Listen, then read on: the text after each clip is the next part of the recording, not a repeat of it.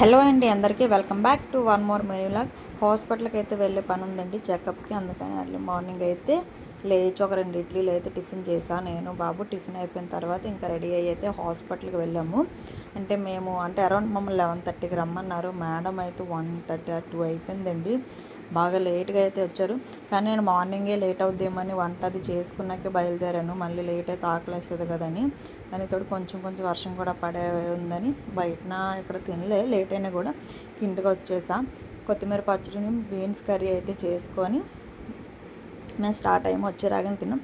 నేను మళ్ళీ ఈవినింగ్ నైట్కి పూరి చికెన్ కర్రీ అయితే తినాలి అనుకుంది, చేసుకున్నాం.